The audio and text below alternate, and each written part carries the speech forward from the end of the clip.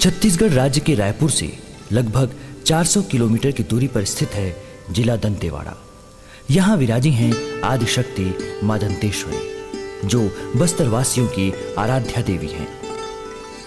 सन 1324 ईस्वी में राजा अन्नमदेव का दंडकारण्य यानी बस्तर आगमन हुआ। एक कथा के अनुसार वारंगल में मां दंतेश्वरी माणिक्यम राजा अन्नमदेव के सपने में आई और कहा, हे पुत्र, यह स्थान छोड़ दो और वारंगल में उत्तर की ओर अपनी सेना के साथ प्रस्थान करो। मेरे आशीर्वाद से तुम्हें राज्य प्राप्त होगा। जहां तक तुम जा सकते हो जाओ, मैं तुम्हारे पीछे चलूंगी, पर ध्यान रखना तुम पीछे मुड़कर मत देखना। जहां तुम पीछे मुड़कर देखोगे मैं वहीं रुक जाऊंगी और उतना ही क्षेत्र तुम्हारा हो पाएगा। इसके बाद अन्नमदेव ने वारंगल आंध्र प्रदेश से बस्तर यानी दंडकारण्य में प्रवेश किया।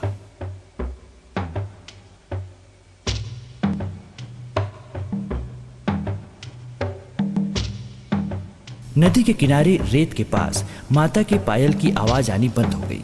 तभी राजा ने पीछे मुड़कर देखा और मां ने कहा, तूने मेरी बात का ध्यान नहीं रखा और आखिरकार पीछे मुड़कर देख ही लिया। खैर, जा, मैं तुझे आशीर्वाद देती हूँ। माता ने राजा को आशीर्वाद दिया 22 पीढ़ी तक राज्य करने का और कहा, सतयुग में इसी दंतेवाड़ा में माता सती के दंत गिरे थे। मैं यहीं शंकरी डंकरी नदी के संगम स्थल पर विराजूंगी। इस तरह से इस स्थान का नाम दंतेवाड़ा और माता का नाम दंतेश्वरी पड़ा।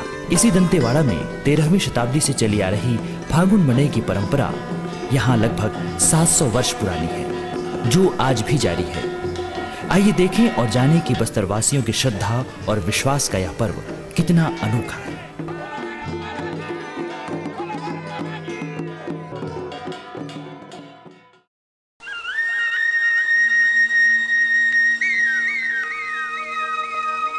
दंतेवाड़ा में शंखनी और डंकनी नदी के संगम तट पर स्थित है माई दंतेश्वरी का शक्तिपीठ।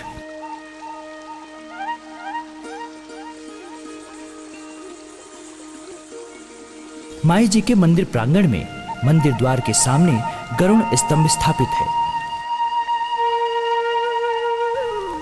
मुख्य द्वार पर प्रवेश करने के बाद बाबा भैरव का मंदिर दिखलाई पड़ता है। साथ ही शिवलिंग, भगवान विष्णु की प्रतिमा, द्वारपाल गणेश जी की भव्य मूर्ति के दर्शन होते हैं और इसके बाद दिखलाई पड़ती है बस्तर की आराध्य देवी माता दंतेश्वरी की वो प्रतिमा जिसका सौंदर्य अद्वितीय है।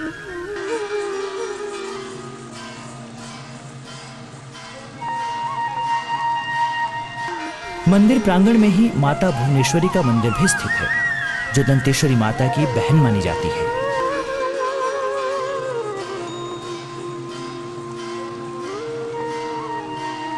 इस मंदिर में भी काफी प्राचीन और दुर्लभ मूर्तियां स्थापित हैं।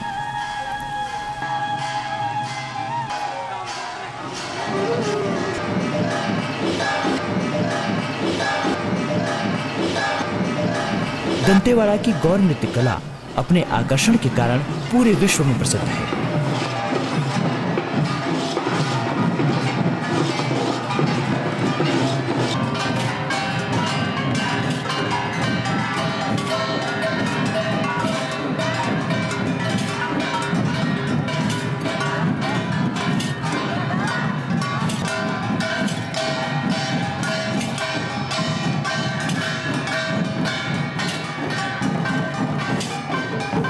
जिला दंतेवाड़ा में माड़िया, दोरली, हलबा, कलार, धाकड़ और अन्य जाति के लोग निवास करते हैं। गोंडी और हल्बी यहाँ की मुख्य जनसंपर्क बोलियां हैं।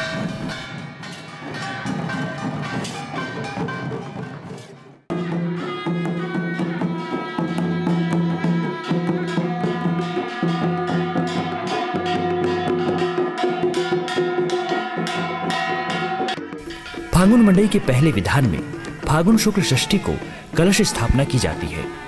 मां दंतेश्वरी और शैलपुत्री की पूजा के बाद मंदिर से माई जी का छत्र मेंढका डोबरा में लाकर मां दंतेश्वरी के सेवक 12 लंकावार प्रधान पुजारी के साथ अपने हाथों से आमंत्रित सभी देवी देवताओं को फूल माला पहनाकर उनका अभिनंदन करते हैं।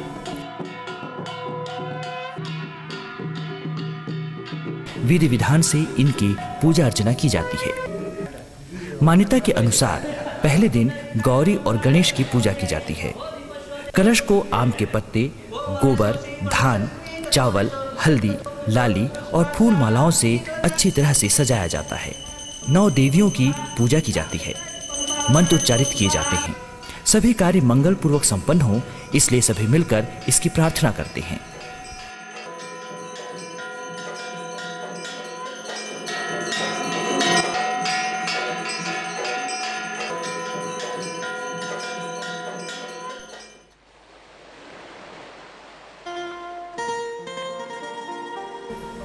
फूल पगड़ी रस्म में भंडारिन फूल का उपयोग किया जाता है।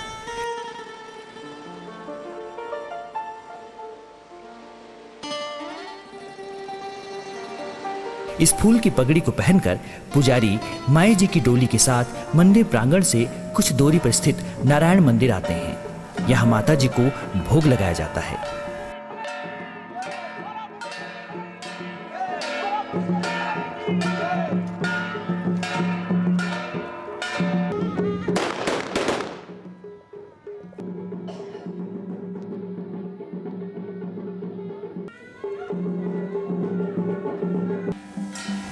इसके बाद वापस यही डोली दंतेश्वरी मंदिर ले जाई जाती है। इस तरह कलश स्थापना और माई जी की डोली यात्रा के साथ फागुन मेले का शुभारंभ होता है।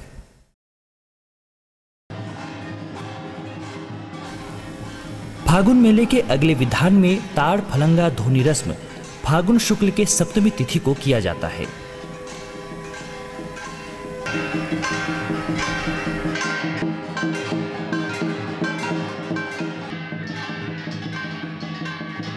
ब्रह्मचारिणी माता की पूजा के साथ प्रारंभ होती है यह रस्म। पहले दिन की तरह मंदिर से माई जी की डोली नारायण मंदिर के लिए निकलती है।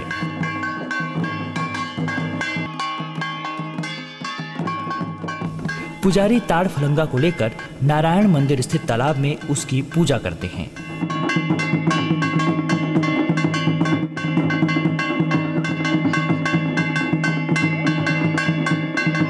फिर डोली के साथ उसे वापस लाया जाता है।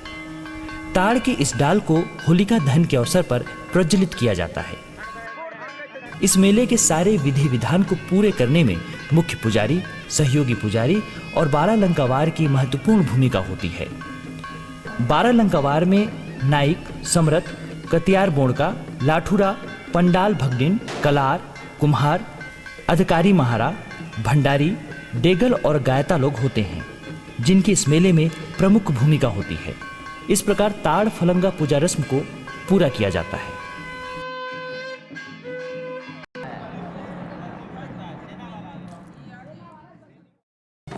खोर खुंदनी भी एक रस्म है। इसमें फागुन शुक्ल अष्टमी तिथि को पहली पूजा मां चंद्रघंटा की होती है।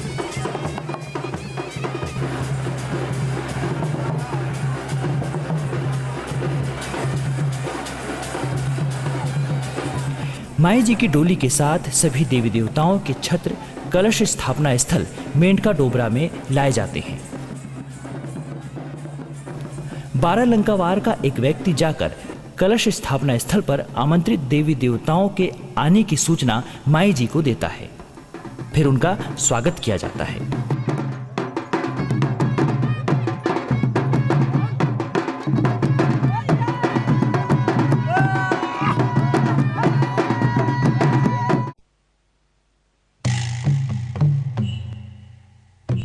माता के मंदिर में प्रतिदिन सुबह शाम ढोल नगाड़ों के साथ माई जी की आरती की जाती है।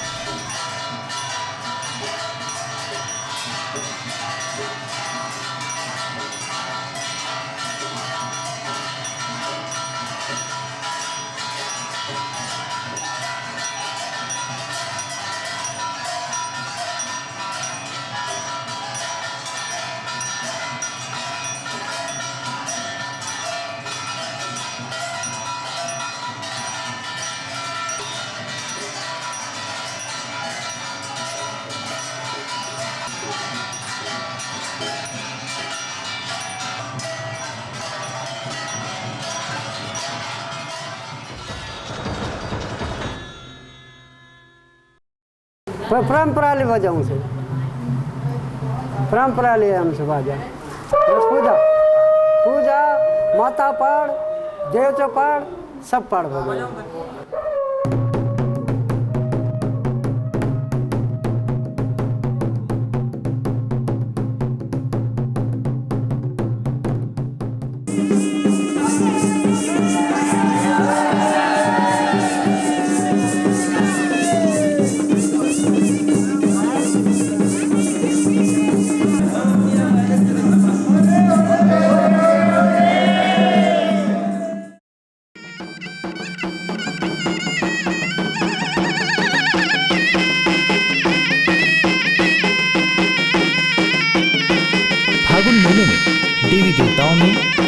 हावड़ावीर, हिंगलाजिन, कोगा कामिन, कल्लेपालिन, गंगना देवी प्रमुख हैं। इसके साथ ही 350 अन्य देवी देवताओं की लाट व छत्र इस आयोजन में शिरकत करने यहाँ आते हैं। इस तरह देवी देवताओं के पहुंचने की सूचना देने की रस्म को खूर खुंदनी रस्म कहा जाता है, जो इस तरह से पूरी की जाती है। फागुन शुक्ल नवमी के दिन नाच मांडनी रस्म प्रारंभ होती है।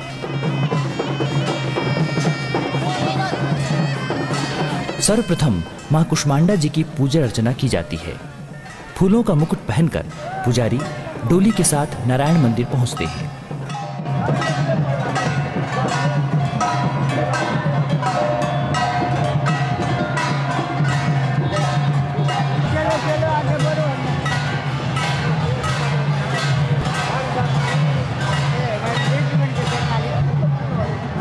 माई जी को भोग लगाने के बाद वापसी में हंसी खुशी के साथ ये फाग गीत गाते हुए आते हैं।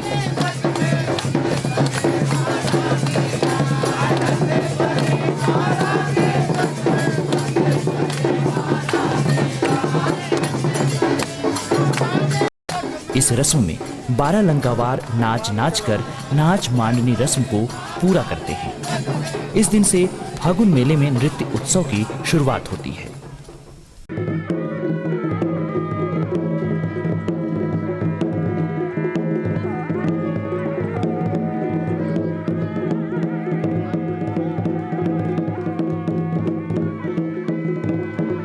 लम्हामार विधान में फागुन शुक्ल एकादशी को स्कंद माता की पूजा की जाती है।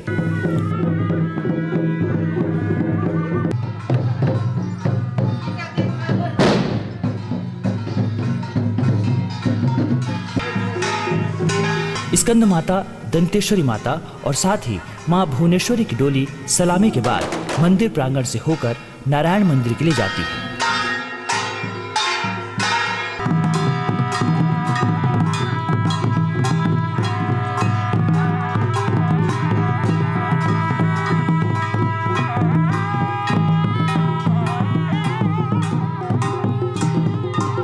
यहाँ डोलियों को सलामी दी जाती है। इसके बाद डोलियों की वापसी मंदिर में होती है।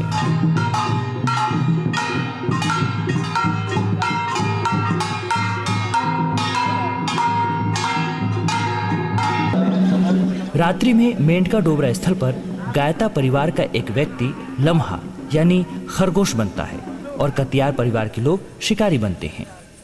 यहाँ खरगोश की शिकार करने की परंपरा वर्षों से चली आ रही है, जिसे 2 बार यहाँ दोहराया जाता है। पहला अभिनय मेंढका डोबरा में और दूसरा माई दंतेश्वरी के मंदिर प्रांगण में।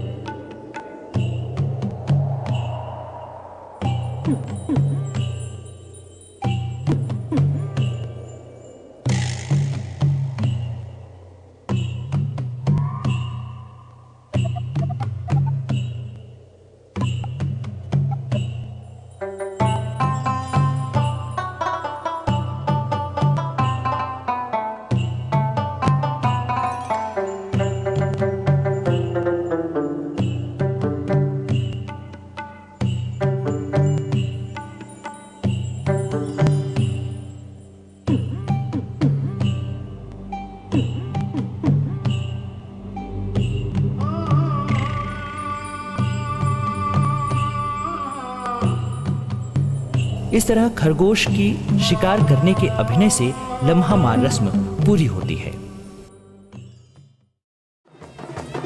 फागुन शुक्ल द्वादशी को कोडरी मार की रस्म अदा की जाती है।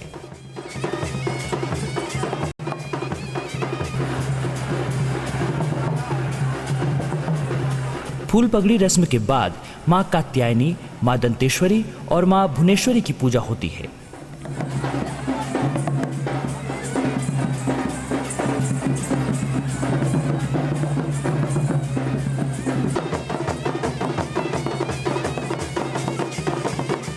प्रतिदिन की रस्में पूरी करने के बाद कोडरी मार विधान प्रारंभ होता है।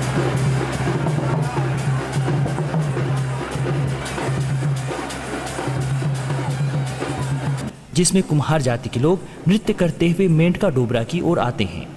उनके हाथ में 2 टोकरे होते हैं जिनमें पूजन सामग्री होती है।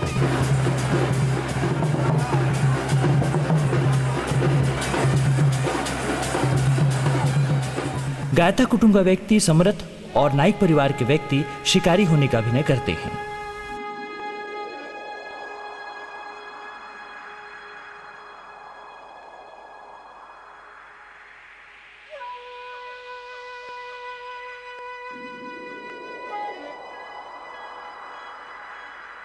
सिरहा बनने का दायित्व एमला गोत्र के लोगों पे होता है।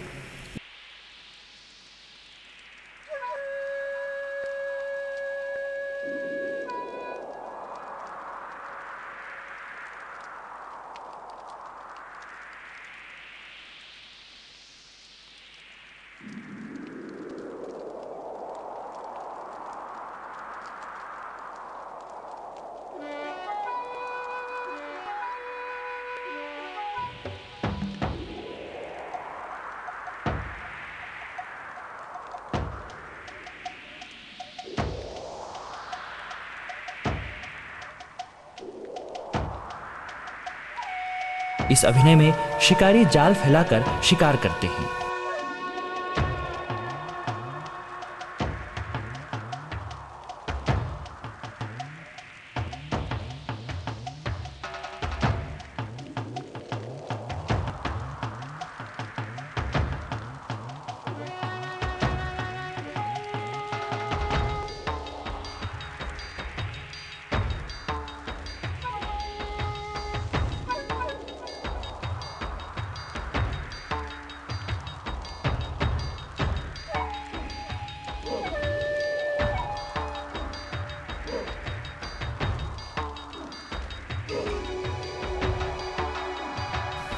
और इस तरह संपन्न होता है कोडरी मार विधान।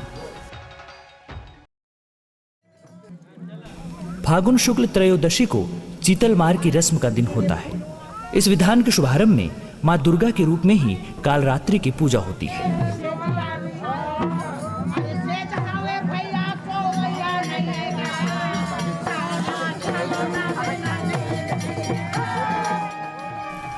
कलश स्थापना स्थल मेंढका डोबरा में चीतल मार की रस्म प्रारंभ होती है। इस रस्म में गायता परिवार से चीतल, एमला और कतियार परिवार के लोग शिकारी बनकर शिकार करने का अभिनय करते हैं।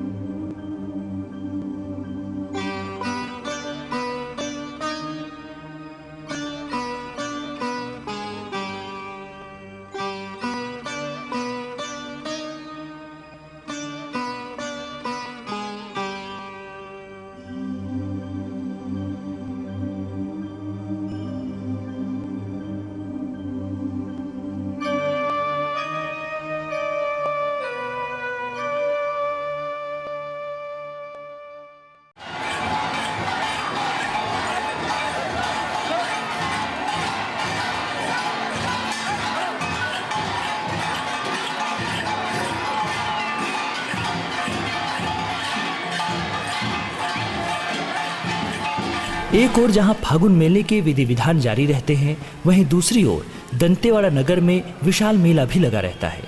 इस मेले में दूर दूर से भिन्न भिन्न वेशभूषा, भाषा बोली के लोग शिरकत करने यहाँ आते हैं।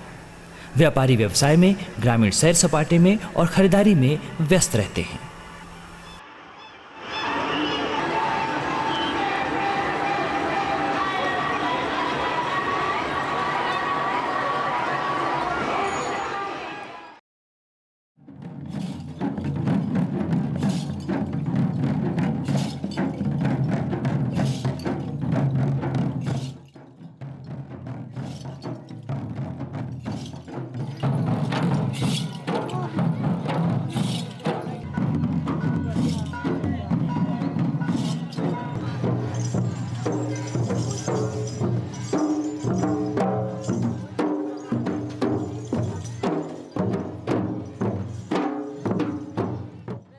इस दिन माई के स्वागत के लिए जगदलपुर से राज परिवार के लोग भी दंतेवाड़ा आते हैं।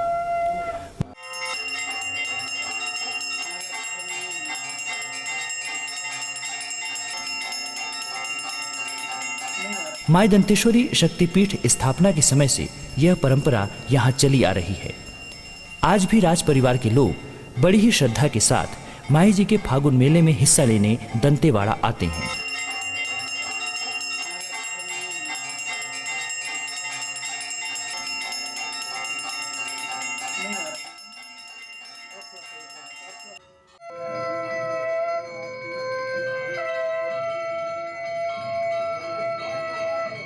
इस दिन माई जी की महागौरी रूप की पूजा होती है।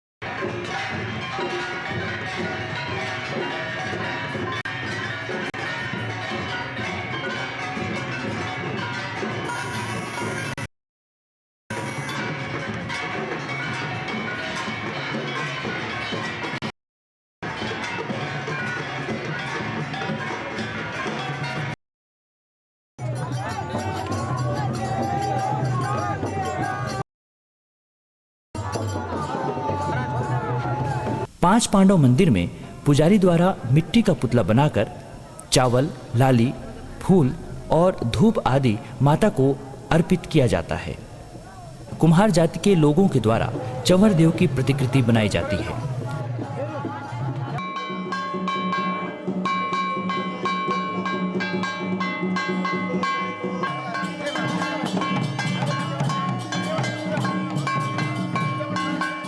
इसमें चावल, पीसे उड़द से रोटी बनाई जाती है, जिसे ढेढरी रोटी कहा जाता है।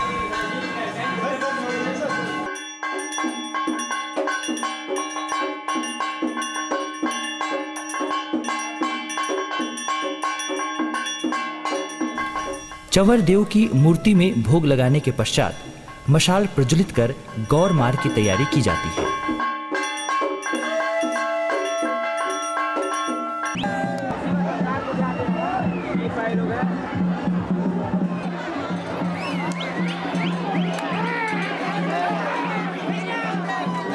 गौर का अभिनय समर्थ परिवार के लोग और शिकारी का अभिनय माई दंतेश्वरी के पुजारी परिवार के लोग करते हैं।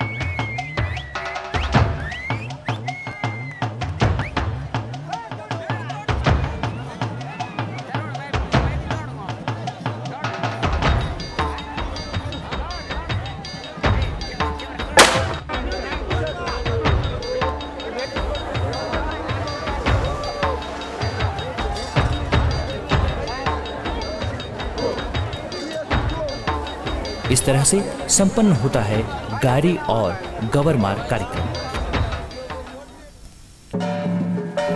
फागुन शुक्ल के पूर्णिमा को आवरा मार और होलिका दहन विधान का आयोजन किया जाता है।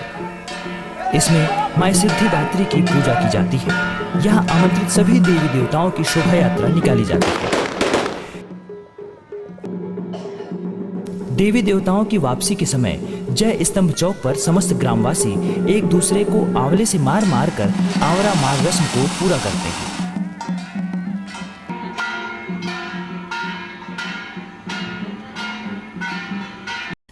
ताड़फलंगा धोनी रस्म के दिन पूजा की गई ताड़ के डंगाल को बोधराज मूर्ति के पास लाकर फूल लाली दिया जलाकर इसकी पूजा अर्चना की जाती है।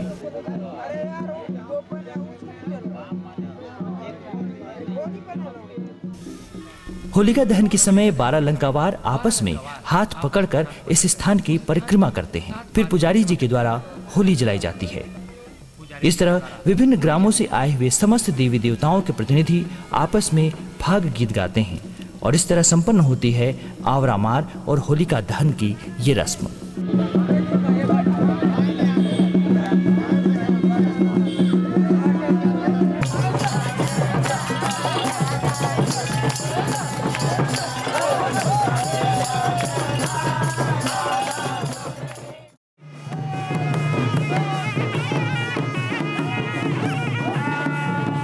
फागुन शुक्ल प्रतिपदा को रंग भंग और पादुका पूजन रस्म अदा की जाती है।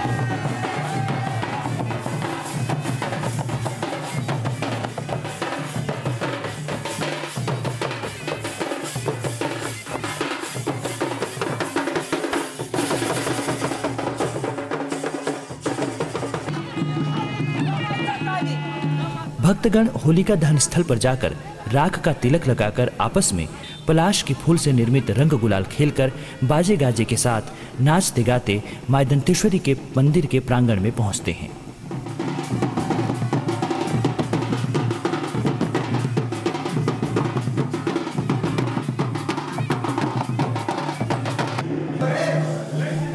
संगम तट पर जाकर सभी स्नान करते हैं। यह स्थान बहुत ही पवित्र माना जाता है। मान्यता है कि यहाँ स्नान करने से रोगों और पापों का नाश होता है। इसके बाद भैरम बाबा की पदचिन्ह की पूजा की जाती है।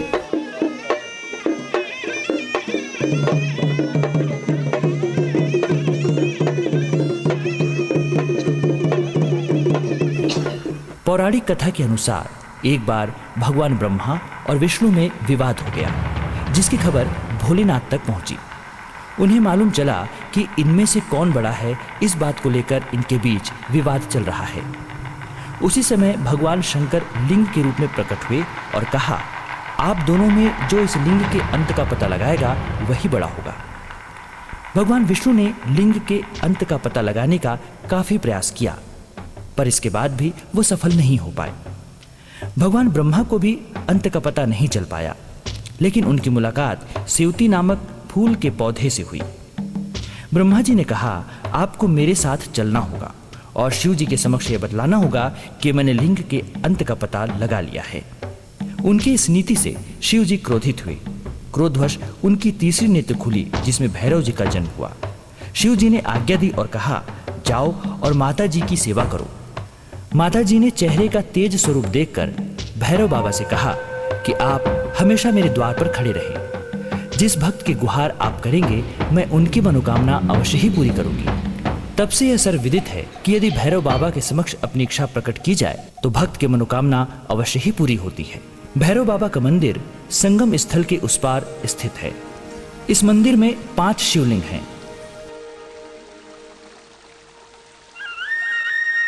घोड़ी की मूर्तियां स्थापित हैं और गर्भगृह में भैरव जी की अत्यंत प्राचीन मूर्ति है। यहाँ अखंड बेल की दुर्लभ प्रजाति भी पाई जाती है, जिसके दर्शन से सारी थकान दूर हो जाती है।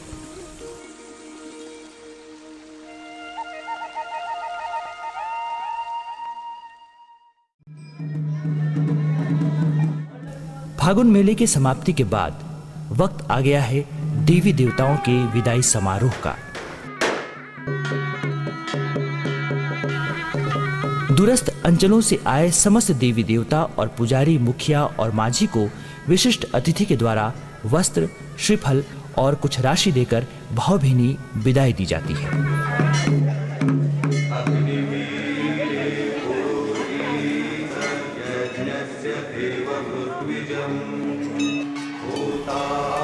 आप सभी श्रद्धालु दर्शकों के लिए हमारी संस्थाएं सत्य कबीर फिल्म्स और श्री प्रसाद फिल्म्स आदिशक्ति मां दंतेश्वरी देवी से प्रार्थना करती है कि आप सभी को माई का आशीर्वाद, स्नेह सदैव मिलता रहे। आप सभी सत्य प्रेम के साथ सुखमय जीवन व्यतीत कर सकें। श्रद्धालुगण माता के दर्शन के लिए अवश्य आएं। माई दंतेश्वरी आप सभी की मनोकामनाएं पूर्ण करें। इसी मनोकामना के साथ हम आप सभी से विदा लेते हैं। आपसे फिर मुलाकात होगी। जय मां दंतेश्वरी।